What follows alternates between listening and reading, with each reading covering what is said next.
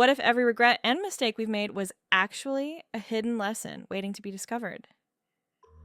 Today, we're exploring the advice we wish we could send back in time to our younger selves.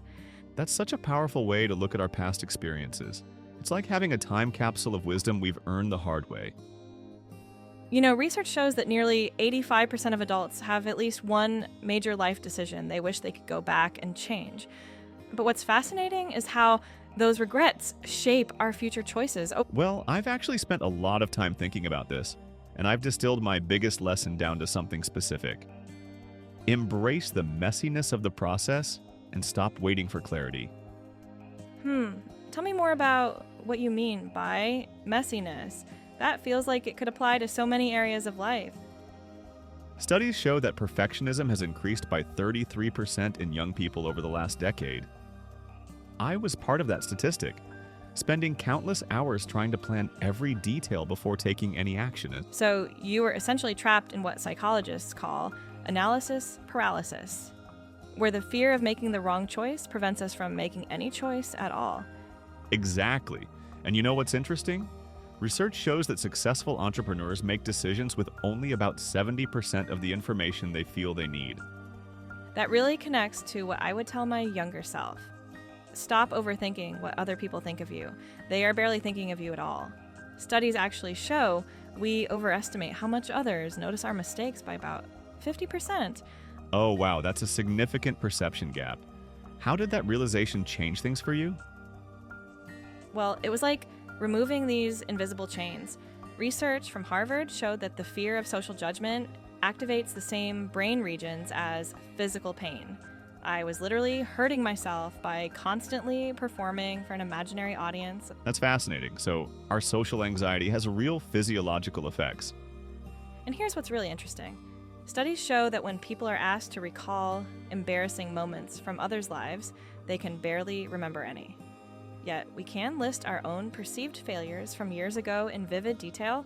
That reminds me of the spotlight effect, where we massively overestimate how much attention others are paying to our actions and appearance. You know what's really powerful? When researchers followed up with people who made major life changes, 84% said their biggest regrets were about the things they didn't do, not the mistakes they made while trying. That perfectly aligns with my point about embracing messiness. The cost of inaction is usually higher than the cost of imperfect action.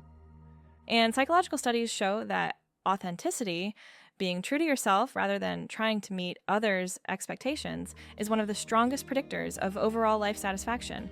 How long did it take you to really internalize that truth?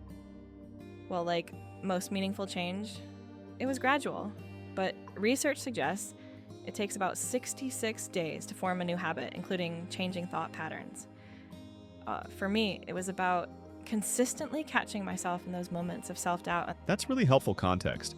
It gives people a realistic timeline for their own growth. And you know what's particularly interesting? Studies of successful people across different fields show that those who embrace failure and uncertainty early in their careers often achieve higher levels of success later. That makes so much sense. They're essentially getting more practice at resilience and adaptation. Exactly, and when we look at the neuroscience, embracing uncertainty actually helps create new neural pathways that make us more adaptable to change in the future. So, in a way, both are pieces of advice. Embracing messiness and letting go of others' opinions are really about building psychological flexibility. That's such a perfect way to tie it together. The research is clear. Psychological flexibility is one of the strongest predictors of both mental health and life success. Looking back, what would you say was the biggest surprise about letting go of that need for control and validation? The most unexpected thing was how it affected my relationships. Studies show that authentic self-presentation leads to stronger social bonds and higher quality connections. Like when we stop performing, we actually become more likable, not less. That's the beautiful irony of it all, isn't it? The things we're most afraid of often lead to our greatest growth. And perhaps that's the real message here, that our future selves will look back on today with the same wisdom we now have for our past selves. It's an endless cycle of growth and learning.